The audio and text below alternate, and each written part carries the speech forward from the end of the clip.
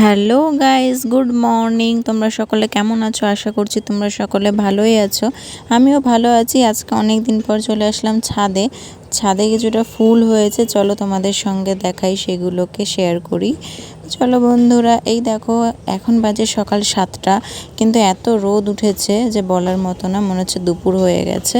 রোদে দাঁড়িয়ে থাকা যাচ্ছে না। এই দেখো আমাদের ছাদে কিছুটা পাথরকুচি গাছ হয়েছে। গাছটা এতটা বড় হয়েছে যে কি বলবো। এখানে কিন্তু আরও অনেক গাছ আছে, যেমন তুলসী গাছ, ফুলের গাছ, অনেক কিছুই আছে। তো দেখো পাথরকুচি গাছটা কতটা বড় হয়েছে। এই দেখো ছাদে ফুল ফুটেছে, ঘাস ফুল, খুব সুন্দর লাগছে, বেশ বড় হয়েছে ফুলগুলো, খুব সুন্দর লাগছে দেখতে। অনেক দিন তো ছাদে ওঠা হয় না, তাই আজকে আসলাম ফুলগুলোকে দেখতে।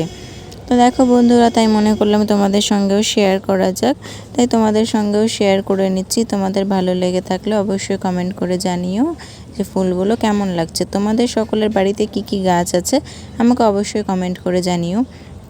তো বন্ধুরা, আমার ছাদে আরও অনেক রকমের গাছ ছিল। তো এই যে কিছুদিন আগে বর্ষার কারণে সেগুলো সব মারা গেছে, রোদ পায়নি তো, শুধু জল পেয়েছে, তো গাছগুলো পচে গেছে।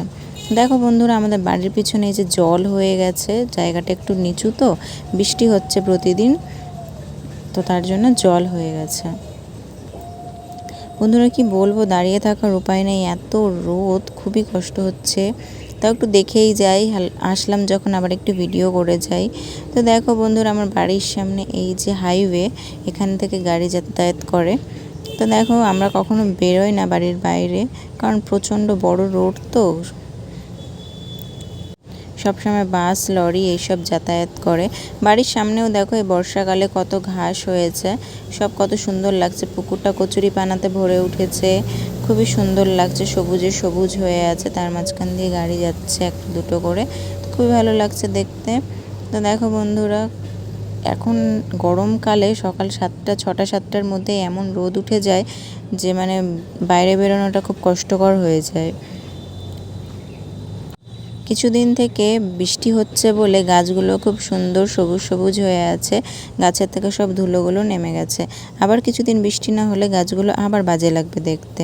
তো দেখো বন্ধুরা, এই যে আমার গাছের ফুলগুলো, এই দেখো বন্ধুরা, এটা আমাদের বাড়ির পিছনের আম বাগান, যেটা আমাদের আম বাগানে অনেক আম গাছ আছে। আম বাগানটা একটু নিচু জায়গায়, তো তার জন্য জল হয়ে গেছে, আম বাগানে ঘাসও হয়ে গেছে অনেক, কিন্তু এই বর্ষাকালে সাপকোপের মধ্যে আর যাওয়া যাবে না ঘাস পরিষ্কার করতে।